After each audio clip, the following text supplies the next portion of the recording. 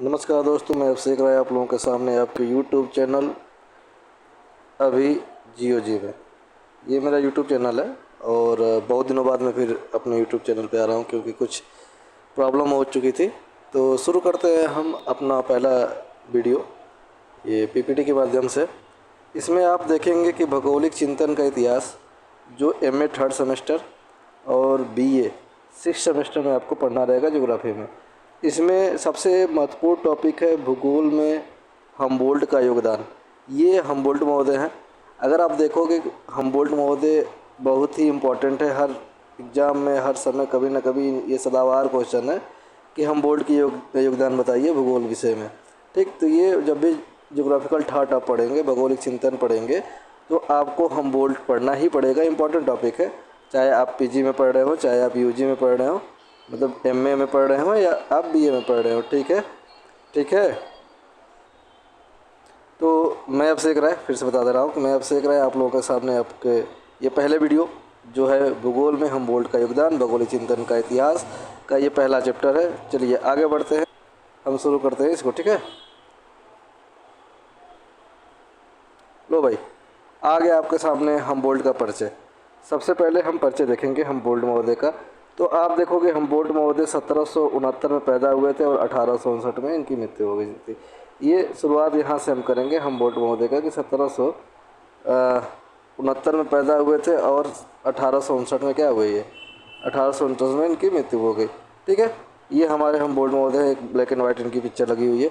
Humboldt महोदय Germany के थे, ठीक ना। कहाँ के थे, बात आएगी हमबोल्ट महोदय कहाँ के थे, तो हम इनका अलेक्जेंडर वान हमबोल्ट इससे भी बड़ा नाम है, लेकिन ये आप अलेक्जेंडर वान हमबोल्ट ही जानेंगे। ये जर्मनी के थे और जर्मनी में तीन महान भूगोलवेत्ता है, एक तो खुद हमबोल्ट महोदय, दूसरे रीटर और तीसरे रेडजल। ये तीन हमबोल्ट हैं, तीन भूगोलवेत्ता जो जर्मनी के थे, जो हमेशा चर्चा में रहते हैं और तीनों को हमें पढ़ना है। ठीक है, तो सबसे पहले हम हमबोल्ट को पढ़ रहे थे, हमबोल्ट के परिचय की बात कर रहे हैं। तो उनमें से एक हमबोल्ट भी है जो महत्वपूर्ण है जर्मनी में। उन्होंने भूगोल विषय के रूप में क्या किया, भूगोल को विज्ञान विषय के रूप में विकसित किया। आप कहते हो तो भूगोल आर्ट है या साइंस है, तो हमबोल्ट महोदय तभी बता चुके थे कि भूगोल क्या है, विज्ञान विषय के रूप में उन्होंने विकसित करने का कार्य किया। इन्होंने आधुनिक, इसी कारण जब इन्होंने भूगोल विषय को विज्ञान विषय के रूप में विकसित करने का महान कार्य किया, तो इसी कारण इनको आधुनिक वैज्ञानिक भूगोल का जन्मदाता या पितामह कहा जाता है। क्या कहा जाता है, आधुनिक वैज्ञानिक भूगोल का जन्मदाता या पिता माना गया। ठीक है, इस समय भौगोलिक विचारधारा का शास्त्रिक युग, क्लासिकल पीरियड चल रहा था। ठीक ना, क्लासिकल पीरियड में आप हमबोल्ट को पढ़ोगे, रीटर को पढ़ोगे। ठीक ना, इस समय भौगोलिक विचारधारा का शास्त्रीय युग चल रहा था और भूगोल का वर्तमान युग 20वीं शताब्दी का प्रारंभ हो चुका था। ठीक है, जिसके बाद भूगोल का शुरू हुआ। ठीक है, तो ये बहुत ही प्रतिभाशाली थे और उस समय के बहुत ही मुख्य भूगोलवेत्ताओं में से थे, महान भूगोलवेत्ताओं में से थे। ठीक है, तो जब ये भूगोल को एक साइंस विषय के रूप में माना, तो उस समय एक युग चल रहा था, विचारधारा चल रही थी, वो क्लासिकल पीरियड चल रहा था, शास्त्रीय युग चल रहा था। ठीक है, आगे बढ़ते हैं हम इसके, यहाँ तक तो समझ में आ गया होगा। चलिए ठीक है, आगे बढ़ते हैं। आगे बढ़ने के उसमें हम देखेंगे हमबोल्ट का जो प्रारंभिक जीवन था और उनकी जो शिक्षा हुई थी, इसके बारे में पढ़ेंगे। ठीक, तो हमबोल्ट का जन्म पर्सिया, जो वर्तमान में आपकी जर्मनी है। ठीक है, वर्तमान में जर्मनी है। एक बढ़िया अच्छे परिवार में इनका जन्म हुआ था। कब, 1769 में। ठीक है, बर्निंग शहर में हुआ था। जब जर्मनी जो पर्सिया है, पर्सिया जो इस समय जर्मनी है, जर्मनी के एक बढ़िया परिवार में 1769 में क्या हुआ, इनका जन्म हुआ बर्निंग शहर में। ये जब 10 साल के थे तो इनके पिताजी का देहांत हो गया, माताजी ने इनका पालन पोषण किया था।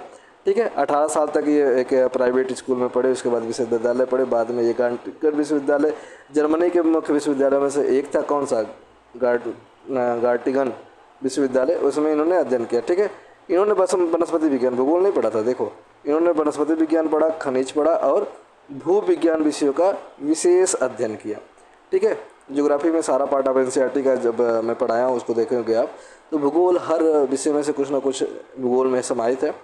तो इन्होंने वनस्पति विज्ञान पढ़ा, खनिज एवं भूविज्ञान विषयों का विशेष अध्ययन किया। इसके बाद ये फ्रैगबैग में शिक्षा प्राप्त की और जहाँ भूगोलवेत्ता एजी जी वार्नर के शिष्य थे ये।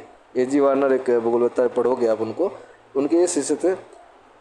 इन्होंने जब पढ़ रहे थे तो उन्होंने अपनी एक पहली फील्ड यात्रा, फील्ड सर्वे किया, वो था राइन के बेसाल्ट का अध्ययन किया। ठीक है ना, राइन आप देखोगे, राइन की घाटी, राइन वैली, तो उसके जो बेसाल्ट है, उसके जो चट्टान है, चट्टानों का अध्ययन किया। और उसके आधार पर इन्होंने एक क्या किया, इन्होंने एक प्रकाशन किया, a detail study of basalt deposit near Unkel of Rhine.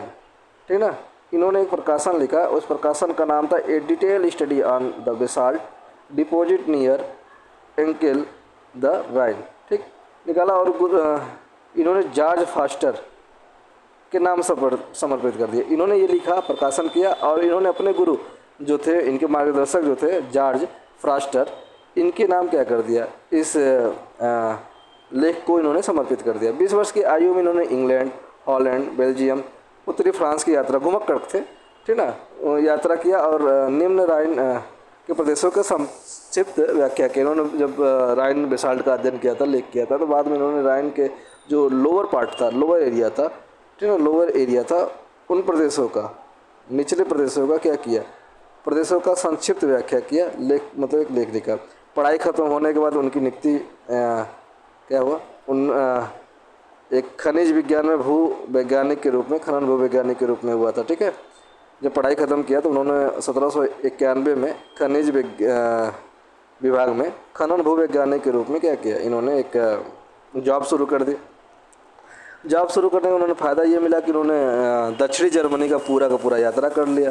ठीक है, खनिज भ्रमण के नाम पे, खनिज कहाँ कहाँ मिनरल्स पाए जा रहे हैं, उसके नाम पे इन्होंने पूरा क्या किया, दक्षिणी जर्मनी का विस्तृत यात्रा कर दिया। इस दौरान भूगोल में इन्होंने गोथे और स्टुडर, एक भूगोलवेत्ता थे, इनके संपर्क में आए और इनकी रुचि उस समय वनस्पति और मौसम विज्ञान में बढ़ी। ठीक ना, अब ये खनन वैज्ञानिक तो थे, लेकिन जब स्लूटर और गोथे के संपर्क में आए तो इनकी जो रुचि हो गई वो बॉटनी की तरफ बढ़ गई, और क्या कहते हैं, मेट्रोलॉजिकल डिपार्टमेंट की तरफ बढ़ गए, मौसम विज्ञान की तरफ क्या हुआ, बढ़ गया। इनकी माता जी का मृत्यु हो गया। ठीक है, जब माता जी का मृत्यु हो गया तो इन्होंने क्या किया कि जो इन्होंने माइनर जो भूवैज्ञानिक, खनन भूवैज्ञानिक की नियुक्ति जो पाई थी, उसको त्याग दिया। ठीक ना, इस्तीफा दे दिया। और उसके बाद क्या किया, नई यात्रा करना शुरू कर दिए, खोज करना शुरू कर दिए, रिसर्च करना शुरू कर दिए। ठीक है, इसमें इन्होंने क्या किया, लग गए। ये इनकी प्रारंभिक जीवन यात्रा थी।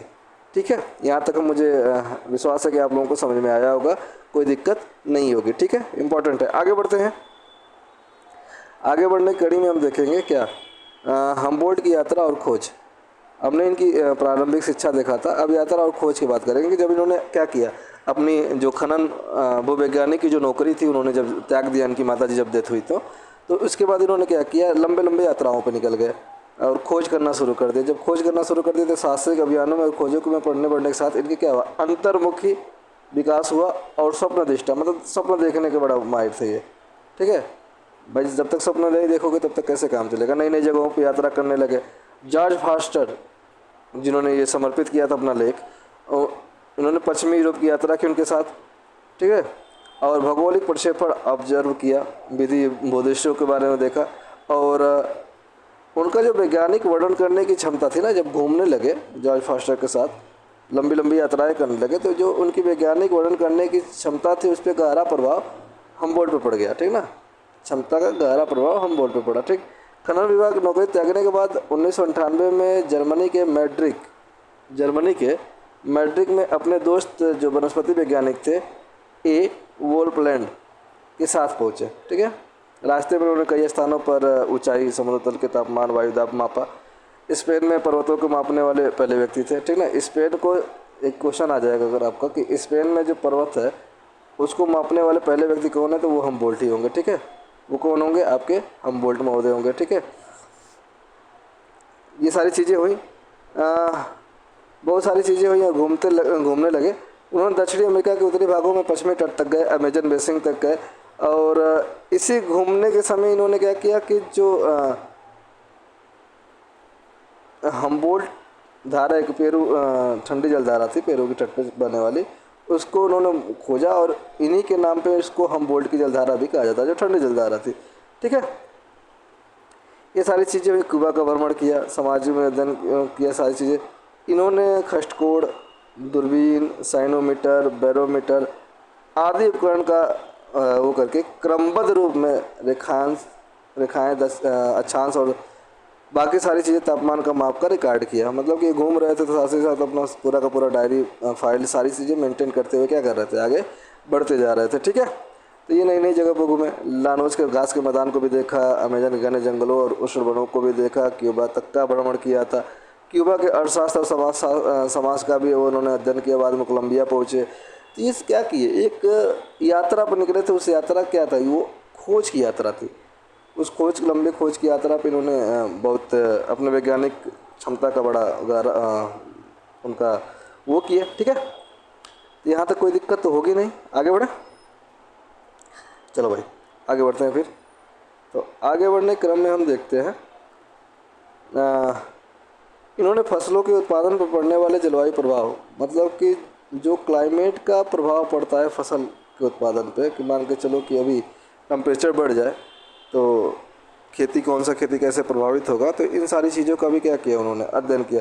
जीव जंतुओं पर भी प्रभाव पड़ा कि भाई टेम्परेचर जीव जंतुओं को भी प्रभावित करता है, कि ठंडे प्रदेश में रहने वाले जीव जंतु कैसे हैं, गर्म प्रदेश में रहने वाले जीव जंतु कैसे, इन सारी चीज़ों का भी क्या किया, अध्ययन इन्होंने किया। ठीक है, इन्होंने इंडीज विशेषकर इक्वाडोर में बहुत सारी जो ज्वालामुखी थी उसकी खोज की। बाद में लीमा पेरू होते मैक्सिको गए और विभिन्न भागों की सांस्कृतिक भूपटलों भू आकृतियों का प्रभाव का अध्ययन किया, कि कोई भी अगर भू आकृति है तो वहाँ की संस्कृति पर भी क्या करेगी, प्रभाव डालेगी। तो इन सारी चीज़ों का भी उन्होंने अध्ययन किया। ठीक है, 1804 में संयुक्त राज्य अमेरिका यूएसए गए और पनामा नहर निर्माण के फायदे और हीरे प्लेटिनम पाए जाने वाले विशेष रूप से भू संरचनाओं के बारे में बताया, क्योंकि ये तो पहले से ही भूवैज्ञानिक थे। तो इन्होंने बताया कि जो पनामा नहर का अगर निर्माण हो जाए, ठीक है, पनामा नहर के निर्माण का सुझाव इन्होंने दिया था कि निर्माण हो जाए तो इसके फायदे क्या होंगे, दूरी कम हो जाएगी। इन्होंने हीरे और पेट्रोलियम जो पाए जाते हैं वहाँ के भूमि में, वहाँ के उच्चावच भूमि में, भू संरचनाओं में, तो इसके बारे में बताया।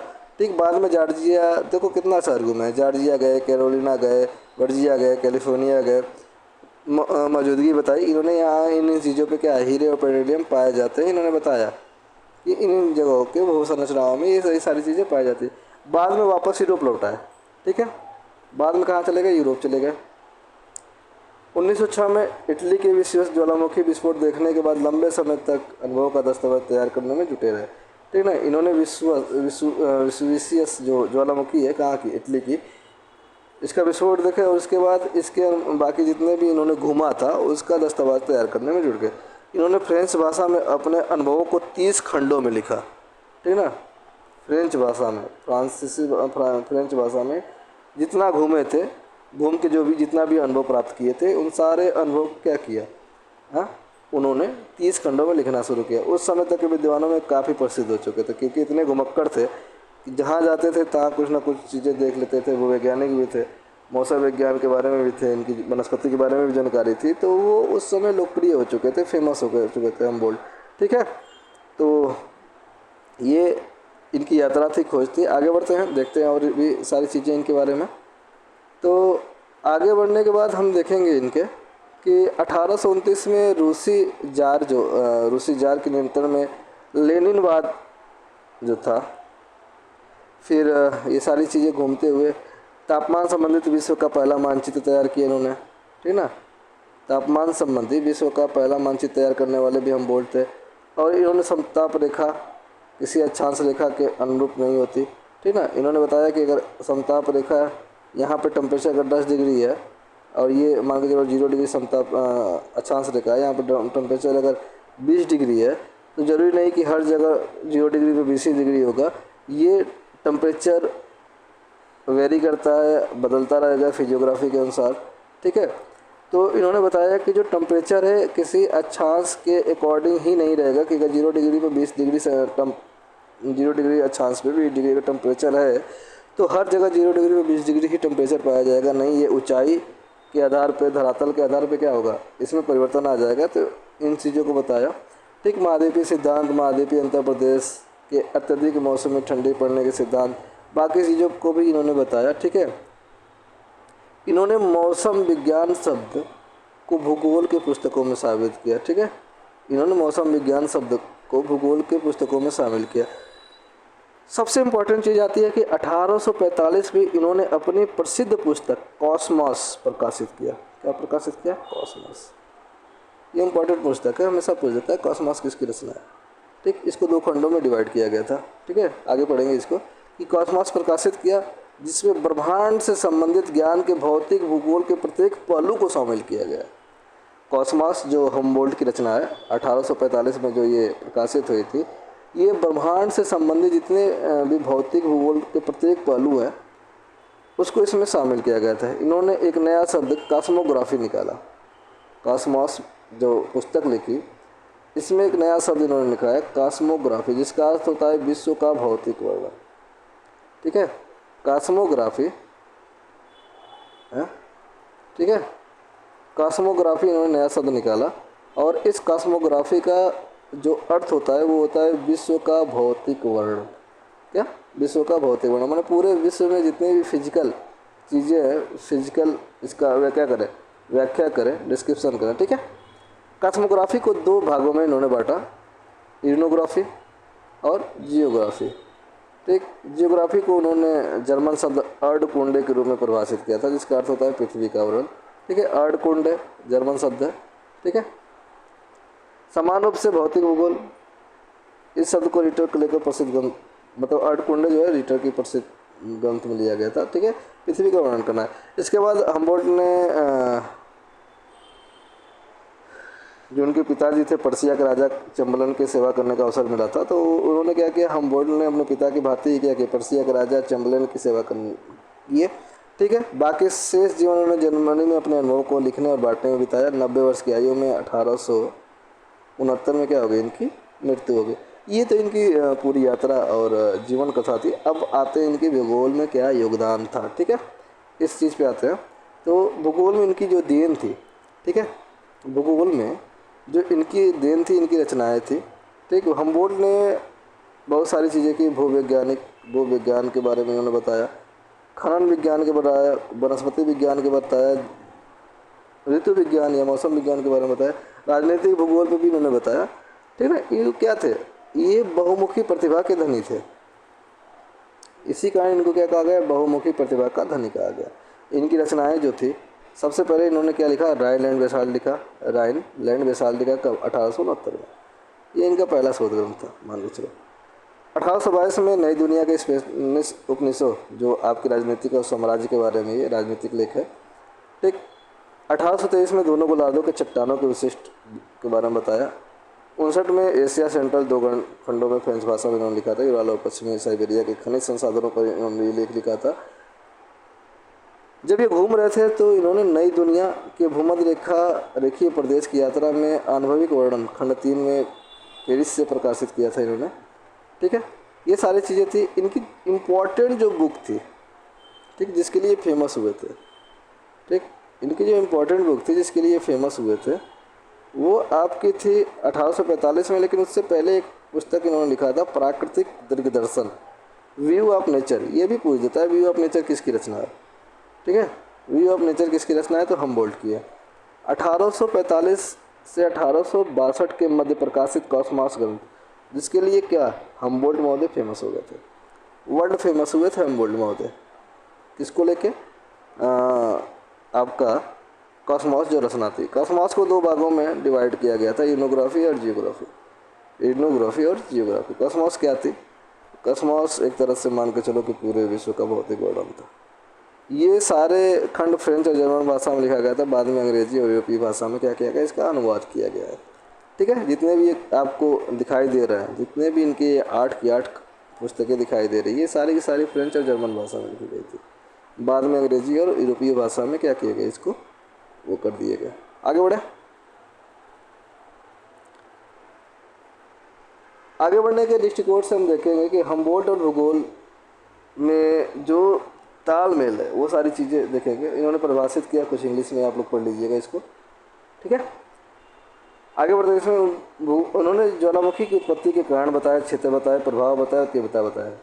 जब उन्होंने इक्वाडोर की ज्वालामुखी के बारे में लिखा, या इटली के विश्वस ज्वालामुखी का वो किया। तो इनको अध्ययन किया ज्वालामुखी का, ठीक है, ज्वालामुखी का भी अध्ययन किया और बताया कि इसकी उत्पत्ति के कारण क्या है, क्यों ज्वालामुखी उठती है, ठीक, इसके क्षेत्र कौन कौन से, इसके बारे में बताया, प्रभाव क्या पड़ता है ज्वालामुखी के और इसकी तीव्रता कितनी आती है, ठीक। ऋतु विज्ञान में जलवायु तत्वों के बारे में बताया, मौसम विज्ञान की दशाओं के बारे में बताया, बहुत सारी चीज़ें बताई, ठीक है। इन्होंने सर्वप्रथम समताप रेखा, समताप रेखा क्या होता है, समान ताप को मिला के खींची जाने वाली एक काल्पनिक रेखा, ठीक है, उसी को समताप रेखा कहते हैं। सबसे पहले समताप रेखा किसने दिया था, हमबोल्ट महोदय ने दिया था। हमबोल्ट महोदय ने समताप रेखा के बारे में सबको बताया था, ठीक है। तो ये सारी चीज़ें हो गई, कोई दिक्कत इसमें। इन्होंने बस वनस्पति भूगोल के बारे में बताया, क्योंकि ये जब भ्रमण पे थे तो उनके कुछ सहयोगी मिले, जिसके बारे में उन्होंने वनस्पति भूगोल और मौसम विज्ञान में क्या हुआ, इनकी रुचि आने लगी, ठीक है। तो ये सारी चीज़ें थी। इन्होंने भूगोल में मानव का स्थान दिया, जो आज भी माना जाता है। भूगोल में मानव सभ्यता, उसके द्वारा निर्मित तथ्य और व्यवहार के अध्ययन एक अंग के रूप में मान किया जाता है। कासमास में उन्होंने माना कि मानव प्राकृतिक क्रियाओं और घटनाओं के हमेशा प्रभावित करने वाले मानवीय समुदाय के अध्ययन के बिना प्रकृति का वर्णन अधूरा है, ठीक है। इन्होंने बताया कि ब्रह्मांड में जो मानव है, जो प्रकृति का एक अंग है मानव, अगर हम इसका अध्ययन न करें तो हमारा शायद भूगोल पढ़ना व्यर्थ हो जाए, ठीक, क्योंकि बिना इसके प्राकृतिक का वर्णन करना ही हो ही नहीं पाएगा। इन्होंने बताया कि बिना मानव के अध्ययन, बिना मानव क्रियाकलापों के अध्ययन, बिना मानव के रहन सहन के अध्ययन के बिना अगर हम प्रकृति का वर्णन करना चाहें तो वो नामुमकिन है, ठीक है। इन्होंने बहुलता में एकता की विचारधारा, कंसेप्ट ऑफ होल के रूप में परिभाषित भी किया, ठीक है। बहुलता में एकता के बारे में इन्होंने बताया, ठीक है, बहुत सारी चीज़ें बताई। आगे बढ़ते हैं। ये एक निश्चयवादी चिंतक थे, ठीक, डिटर्मिनिज्म होते, निश्चयवादी विचारधारा से ये थे। विचारधारा तो बाद में है, लेकिन ये क्या है, निश्चयवादी चिंतन थे। मनुष्य पर प्रकृति का प्रभाव बहुरूपी और जटिल है। इन्होंने माना कि मनुष्य में प्रकृति का प्रभाव पड़ता है, ठीक, प्राकृतिक घटनाएं, ऋतु विज्ञान के तत्व मनुष्य को कम प्रभावित करता है। निश्चयवादी चिंतन है, इन्होंने मत के कारण एक निश्चयवादी विचारक के रूप में माना जाता है। उन्होंने प्राकृतिक प्रभाव को मानवीय सामंजस्य में महत्वपूर्ण मानते हुए परिवेश के प्रभाव के साथ मानवीय चिंतन को विकसित करने का प्रभाव को भी स्वीकार किया, ठीक है। इन्होंने बताया कि मानव पे क्या हो रहा है, प्रभाव पड़ रहा है, फोर्स पड़ रहा है किसका, प्रकृति का, ठीक है। इन्होंने मानव और प्रकृति के बीच संबंधों के अध्ययन को भूगोल का प्रथम विषय बताया कि अगर भूगोल पढ़ना है तो उसको मानव और प्रकृति के जो बीच में संबंध है उसका अध्ययन ही करना पड़ेगा, आपको करना ही पड़ेगा, ठीक। इन्होंने अपने स्टडी, जितने भी शोध लिखे, जितने भी किताब लिखी, इसके जो मेथड थे, मेथोडोलॉजी थी या रिसर्च मेथड थे, उसके बारे में बताया। इन्होंने बताया 5 मुख्य पक्ष दिए थे, इम्पॉर्टेंट है, ध्यान दीजिएगा। इन्होंने भौगोलिक अध्ययन को अपनाने के विधि तंत्र के 5 मुख्य पक्ष दिए थे। पहला आपका था अनुभाविक आगमिक जो विधि है, ठीक, इंडक्टिव जो मेथड है, ठीक है। ये हमेशा पूछता रहता है कि ये हमबोल्ट महोदय ने दिया था, हाँ दिया था भाई, अनुभाविक आगमिक विधि, ठीक है। विशिष्ट उदाहरण से हम इसकी बात करते हैं, ठीक है। क्रमबद्ध सिस्टमेटिक मेथड दिया था, कोई भी चीज़ है उसको क्रमबद्ध ही हम पढ़ेंगे, ठीक है, चाहे वो भौतिक हो, चाहे वो विज्ञान हो, चाहे जीव विज्ञान हो। तुलनात्मक विधि का वर्णन किया कि भाई 2 चीज़ें हैं तो इसके बीच में हम तुलनात्मक क्या करेंगे, अध्ययन करेंगे। पूरी शुद्धता बात की, उन्होंने पूरी शुद्धता की बात की, सूक्ष्मता का पालन करने को कहा। भाई शुद्धता कब आएगा, जब आप एकदम सूक्ष्म से सूक्ष्म सारी चीज़ें पढ़ोगे। इन्होंने कार्टोग्राफिकल मेथड भी यूज किया, क्यों, क्योंकि उन्होंने मानचित्र भी बनाया था और रेखों का आदि का भी ये प्रदर्शन किया था अपने पुस्तकों में, ठीक है। यहाँ तक कोई दिक्कत, यहाँ तक कोई दिक्कत नहीं है तो फिर आगे बढ़ते हैं। कुछ भी डाउट होगा तो आप कमेंट कर लीजिएगा, ठीक है, आगे बढ़े।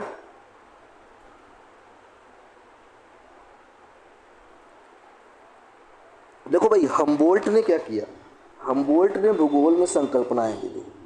क्या दी, हमबोल्ट ने भूगोल में संकल्पनाएं दी। हमबोल्ट द्वारा दी गई भूगोल की संकल्पनाएं बड़ी इंपॉर्टेंट हैं, ध्यान देना। पृथ्वी तल की संकल्पना मानवीय विकास के रूप में, पहली संकल्पना दिया था, इंपॉर्टेंट। पृथ्वी तल की संकल्पना मानवीय विकास के रूप में, the concept of earth surface as a home of man. मानव पृथ्वी पर भूगोल का एक केंद्रीय बिंदु है। हमने कहा था ना कि इन्होंने बताया था कि भूगोल का अध्ययन करना है, ठीक, तो मानव का अध्ययन करना पड़ेगा, बिना मानव के अध्ययन का हम भूगोल का अध्ययन नहीं कर पाएंगे, ठीक है। दोनों के बीच में, मानव प्रकृति के बीच में क्या करना पड़ेगा, हमें अध्ययन करना ही पड़ेगा। तो मैं बताया कि मानव पृथ्वी पर भूगोल का केंद्रीय बिंदु है, जिसके कारण मानव के निवास, मानव के घर के रूप में भूगोल का अध्ययन किया जाता है, जो आज भी मान्य है, ठीक है। संसार में स्थानिक वितरणों का विज्ञान भी इन्होंने बताया, संसार में स्थानिक वितरणों का विज्ञान भी बताया। हमबोल्ट के अनुसार भूगोल संसार के क्षेत्रीय और स्थानिक वितरणों का विज्ञान है, ठीक है। तीसरा, सामान्य भूगोल का नाम भौतिक भूगोल इन्होंने दिया। जो जनरल भूगोल वार्नियस ने जनरल भूगोल दिया था, उसको इन्होंने फिजिकल ज्योग्राफी का नाम दिया, ठीक है। भूगोल संबंधों का अध्ययन है। भाई संबंध कैसे, कि भूगोल का उद्देश्य पृथ्वी के तल पर भौतिक और मानवीय संबंधों के अध्ययन पे क्या करना है, जैव और अजैव, मानव और प्रकृति संबंधों के बीच में विवेचना और व्याख्या करना है, ठीक है। तो भूगोल क्या है, संबंधों का अध्ययन। ये सारी चीज़ें क्या हैं, ये संकल्पनाएं हैं, याद रखना। भूगोल हमबोल्ट द्वारा दी गई भूगोल की संकल्पनाएं आपको अपने एग्जाम में लिखना पड़ेगा। जितनी सारी चीज़ें मैंने पढ़ाया ना, सारी चीज़ें लिखना पड़ेगा, ठीक है। आगे बढ़ते हैं। अगली संकल्पना इन्होंने दिया था कि सांसारिक परिघटनाओं की समझ होनी चाहिए। भूगोल में परिघटनाओं की विसंगतता होती है, ठीक है, और प्रकृति में एकता पाई जाती है। इन्होंने प्रकृति को एक ऐसा समझ बताया जो सृष्टि में समस्त वस्तुएं, चाहे वे रूप, गुण या काफ़ी असमान क्यों न हो, लेकिन परस्पर क्या है, एक दूसरे से मिली हुई है। एकता की संकल्पना इन्होंने दिया था भूगोल के अध्ययन के रूप में, ठीक है। तो ये सारी चीज़ें हो गई। आगे बढ़ते हैं, इसको आप पढ़ लीजिएगा, ठीक है। ये सारी चीज़ें आप पढ़ लीजिएगा। हम अगले स्लाइड पे चलते हैं। तो ये सारी चीज़ें हो गई, तो निष्कर्ष पे आते हैं हम। निष्कर्ष क्या निकला हमारा, हमबोल्ट ने अपने काल में एक अग्रणी विचारक थे, जो अग्रदृष्टा थे, बहुत आगे की देखते थे, ठीक है, बहुत आगे की सोचते थे। भूगोल का विकास किया, चिंतन में बहुमुखी थे, वास्तविक थे, व्यवहारिक थे और अधिक विस्तृत आधार युक्त थे, ठीक है।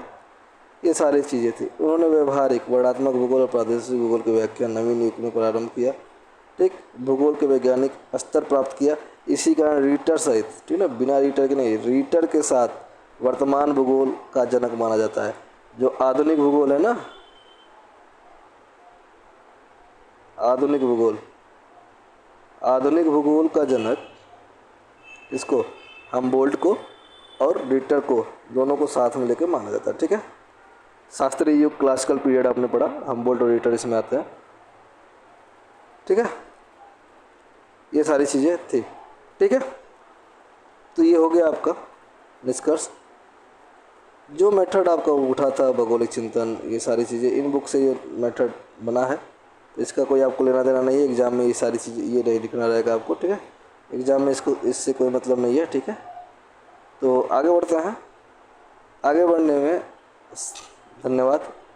वीडियो पसंद आया होगा तो लाइक कर दीजिएगा, शेयर कर दीजिएगा, सब्सक्राइब कर दीजिएगा, ठीक है।